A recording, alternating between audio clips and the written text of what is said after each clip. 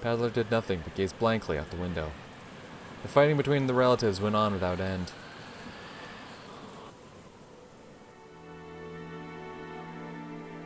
At first, the relatives had crowded around the study. However, no matter how much they knocked, the master of the study did not answer even once. Eva and several others said they should open the door with the second key, the one Genji held. However, in a flash of brilliance, Natsu said that Kinzo had been in a particularly bad mood and had taken back the key he'd previously given Genji, which meant that he now had both keys himself. She claimed that this was the reason they couldn't open the door. After she promised to let them meet Kinzo tomorrow morning no matter what, she finally returned to the dining hall. But of course, the argument continued on even there. Ava's group needed a lot of cash very soon, and they were trying to threaten Krauss somehow and make him pay up. Apparently Battler solving the epitaph threatened Krauss's position as the successor, which gave the others a powerful tailwind. On the other side, Krauss and Natsu based their argument on the claim that it had never been specified that the ownership of the gold would be handed over to the person who solved the epitaph.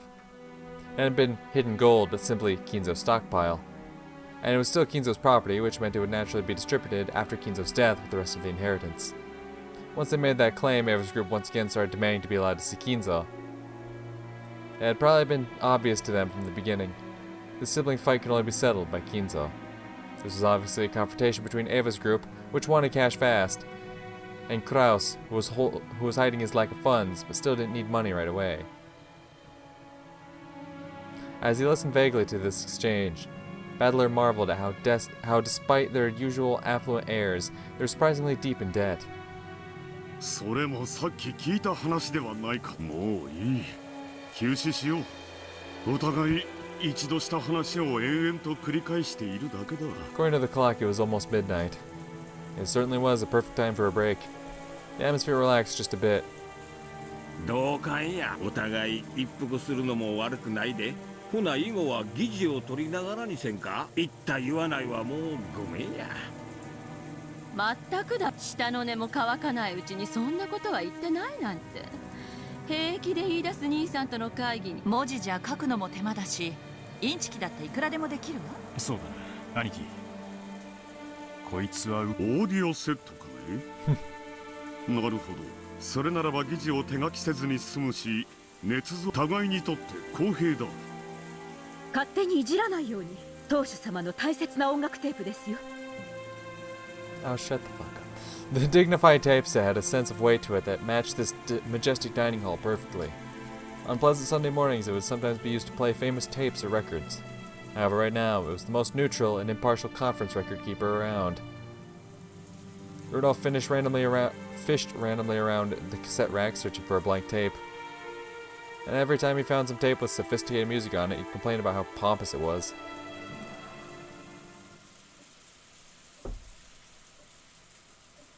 失礼します。お呼びでしょうか。休憩することになったの。申し訳ないんだけど、何か飲みビスケットみたいなものがあってもいいかもね。かしこまりました。すぐにご用意いたします。あと、ごめんなさい。風邪薬あるかしら。さっきから熱っぽくて。なら無理はよ。休みたまえ。ローザがいいと思うなら、私ならこの大事な会議中に風邪くらいじゃ休まないけど。そうかね。私は遠慮なく休ませて。夏日。私たちも少しはい、あなた。Sensing that he meant to have a strategy meeting with Nazi, Nazi stood up. Even if that hadn't been the case, she was so desperate to get out of the room, even for a moment, that she'd have taken any excuse. Krauss and Nazi left the dining hall, and the tension in the room truly relaxed. So does Battler end up sleeping in the mansion? Is that what happens? Something along those lines. He doesn't go back to the guest house, and that's how all the cousins end up murdered, but he doesn't, because he's not there. All the cousins get murdered. Rosa ends up in the room with the cousins, so she gets murdered as well. I don't remember who 5 and 6 are. I believe it's like Genji and someone. I think one of them's Genji. I don't remember the other one. I think it's another servant, so I'm guessing whoever's posted up at the guest house. バトラ君もお疲れ様。最悪の気分でしょ。大人の階段だと思って諦めて。I think that was part of growing up. Everyone you know and love are assholes. 俺はいつまでここでボサーっとしてりゃいいんすかね。さあ、バトラ君は私たちのおみこしだからね。眠い？古典の授業程度には。今夜はどうせお父さんは現れないでしょう。I'm pretty sure he's not gonna show up at all. クラウス兄さんたちが戻ってきたら、バトラ君はもう戻っていいかと提案してみるわ。よろしく頼むぜ。Woke me up. A light knock and the faint sound of china clinking together could be heard. Hey, Chana. 失礼します。お茶をお持ちいたしました。Chana and Kanon had come by with the serving cart. The pleasant smell of black tea had the effect of relieving a bit of the tension. よ、話は聞いてるか？何のお話でしょうか？僕たちは何も。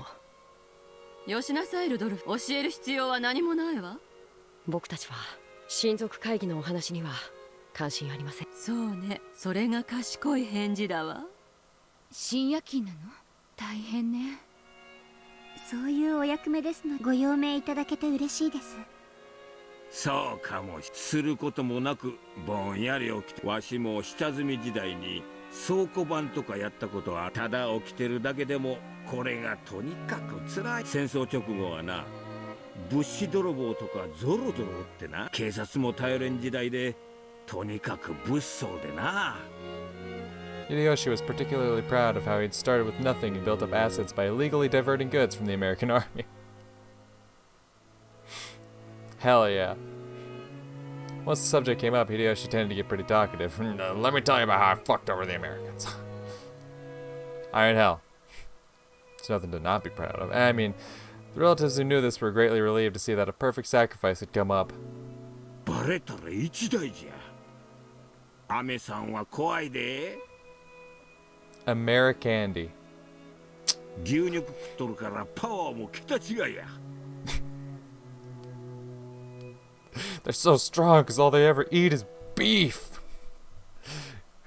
You're not wrong about the fucking beef diet, but I don't know about strength. Like, there's definitely motherfuckers out there that's strong, but I don't think you can. But I think there's plenty of other motherfuckers out there who eat plenty of beef, and they're far from strong. Anywho. 捕まったら最後銃殺刑かデスパイハンギングや。Yeah, okay, that's not physical strength, Hideyoshi. That's guns and ropes. Those are doing all the hard work there. That's a whole different situation. They're so strong because they eat all that beef. If they got you, you'd get shot or hung. Like, whoa, Hideyoshi, what does that have to do with strength and beef?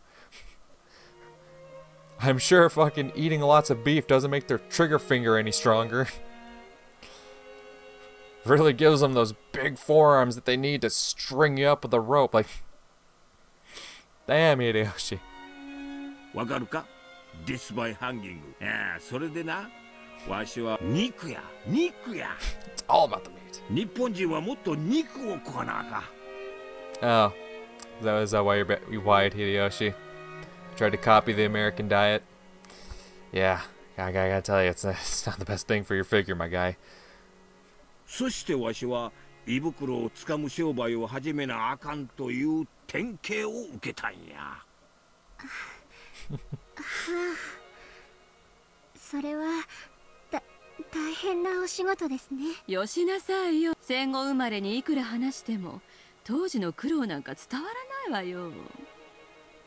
ん？またわしの悪い癖が出てしまった。What, you don't want to hear my story about beefy Americans? すまん。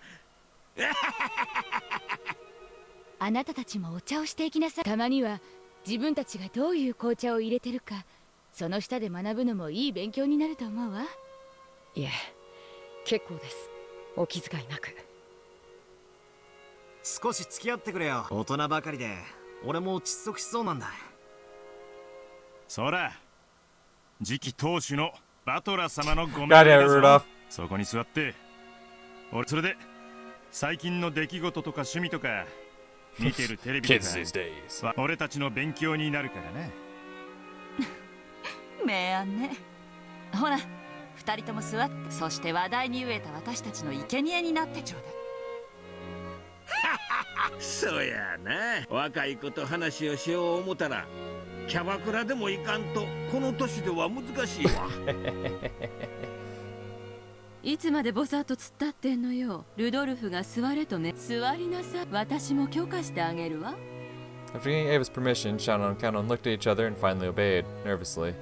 For a while, the two were pounded by questions and became the relatives' playthings.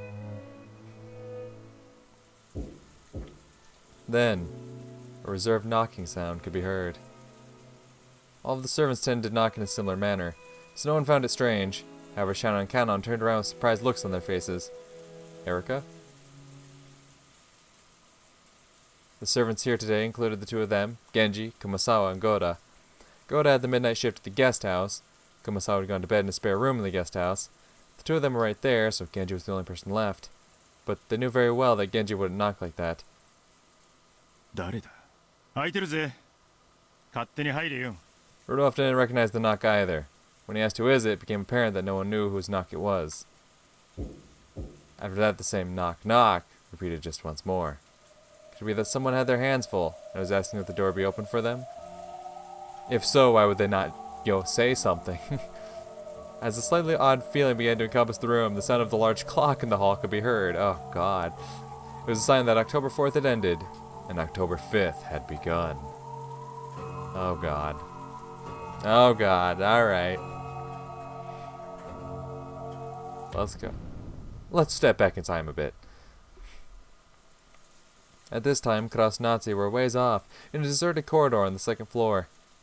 もうそれしか手はないのか。はい、明日一日これ以上を渋ればエヴァさんたちはお父様を監禁しているなどと主張して警察もこれが限界です。バトラ君が黄金を発見するのがあれさえなければなんとかうまくやりくりできる筋書きを考え。私がかけるといつもこうだな。いつも想定外のことが起き絶対確実だった話が。明日の朝お父様の部屋が空っぽであるということにします。源氏と口裏を合わせ早朝に森へ出かけていくのを見たと言わせましょう。その思想をエヴァたちが素直に受け入れると。客も承知です。しかしもうそれしか手がありません。そのようなことをすればエヴァたちは疑わしいと騒ぎ立てるだろう。エヴァたちは金をせしめるためならなりふりなど構うまい。それこそおかしな雑誌とつるんで私の信用にダメージを与えてくるかもしれない。ダメージで済むではありませんか。明日一日をギリギリまで粘ってからでも遅くはない。もしも明日を無事に乗り切ることができれば焦って失踪という切り札を切る必要はない。I don't know about that one, my guy. 彼らがお父様を監禁していると騒ぎ立てそこに失踪していたと返すのですか。その方がはるかに疑いを招きます。Listen, dude, I'm telling you, you gotta listen to your wife. もうお父様にこれ以上は無理です。落ち着きたまエヴァたちの毒気を浴びすぎて冷静を失っただけだ。あの書斎に入る鍵は2本しかだ。そしてその2本はここだから誰も入ることなどできん。あの扉は特別性だ。彼らが倉庫からどんな工具を持ってこようともビクト。そういう物理的な問題ではありません。だから焦るな。なんなら君は熱を出したことにその間に私が全て乗り切ってみせる。I would not trust you for a fucking second to settle this. Don't worry, I will handle this for you. Like, listen, I can admire you trying to step up for your amazing queen here, but you're the last person I would trust to actually, handle this properly. あなただけに任せられません。 Yeah, no. 私も最後まで Of course, 戦います。 she's saying it, but I can't leave everything to you. I'm supposed to be your wife. I'm supposed to help you. I'm saying I can't leave everything to you because, dear God, we've seen where leaving anything to you fucking leads us. When Natsu could no longer hold back the tears brought on by her fierce emotions, Krauss held her gently. How long had it been since the last time she'd felt the warmth of her husband's compassion? 頭痛がひどいのだろう。君がそういうシワを眉間に浮かべるときはいつ。あなた。 She had come to think that her husband could never guess the way she felt. at times like this. 失踪という切り札は最後の最後まで殿下の報道と同じだよ。抜かないうちが花だ。大事なのはいつでも抜けるという心構えではないかね。 I disagree. 分かって。その切り札を私に預けてくれんかね。 No. もちろん最後の瞬間の責任は全て私が取る。 I mean, I guess.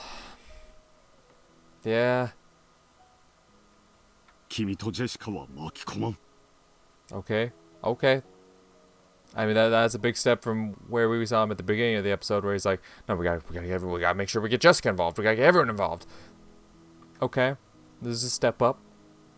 それはどういう意味です？後ろ宮家が滅ぶ時、その瓦礫に潰されるのは台風が過ぎたら離婚届を準備しよう。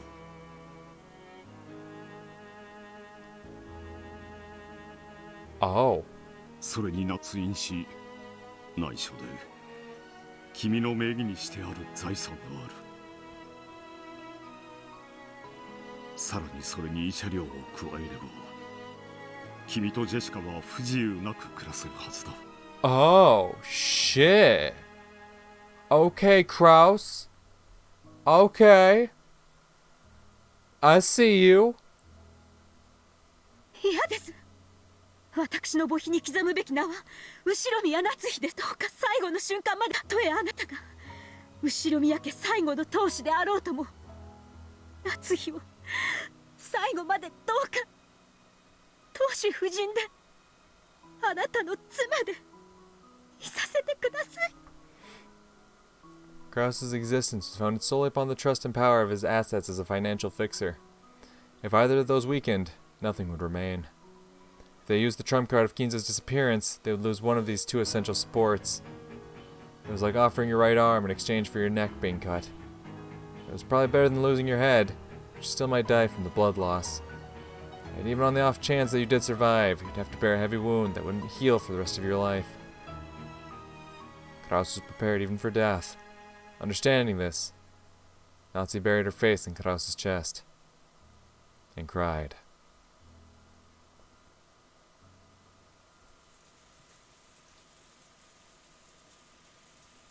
お取り込み中、失礼いたします。 Listen, I know I've done nothing, absolutely nothing, but talk shit about Krauss this entire time. And don't get it twisted. He is a piece of shit. Like, it's because he's such a fucking. It's because he is who he is. That he and his family are in this situation in the first place. You know. But I will say, it's some big man shit to ensure that your wife and kid are safe while you go down in flames. Alright? Knowing that, hey, shit's about to go down. Alright? Crazy shit. But I care about these people. These two people right here, they're everything. And I'm gonna make sure that if I'm going down, they're not. And I gotta give props where props is due. As big man shit. As real man shit.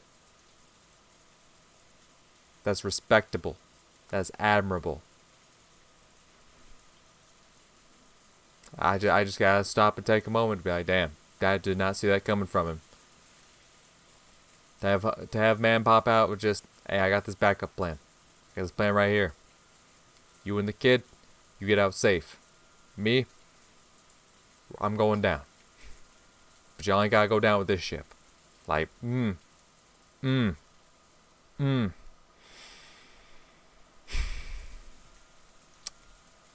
gotta respect it.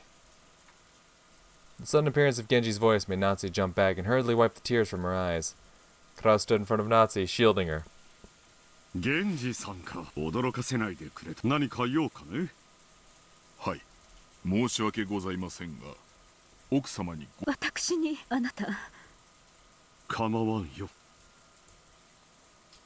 Krauss left Natsu's side, went to a window a short ways off, and gazed at the windy and rainy rose garden. Natsu went with Genji to a place a short distance away. 何事ですか？はい、実はまた奥様にお電話。 Oh, fuck.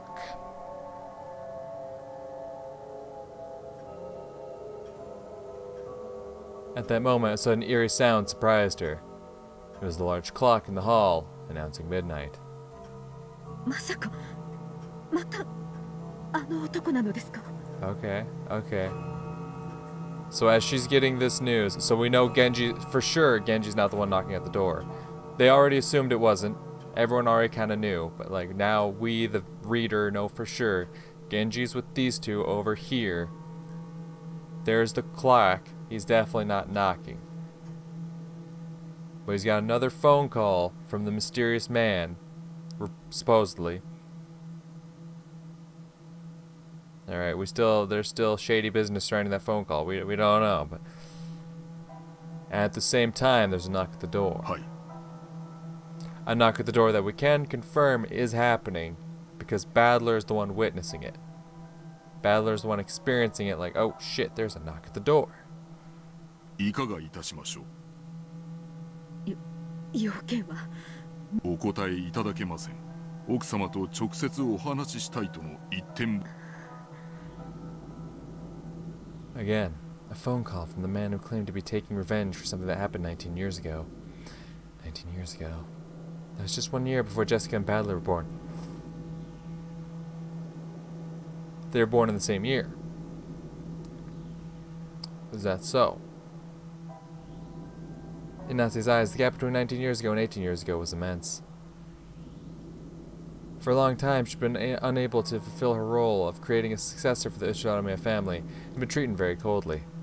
But then she finally gave birth to Jessica and became able to call herself the Ushiramiya successor's wife with her head held high. So in her eyes, Ushiramiya Natsu began 18 years ago. That's why everything before that, including the events of 19 years ago, contained nothing but hateful memories. And something from the last year of that hateful period was whispering vengeful words from the end of the phone. I can still hear the roar of the sea. いかがなさいますか。私の主人には内密に。かしこまりました。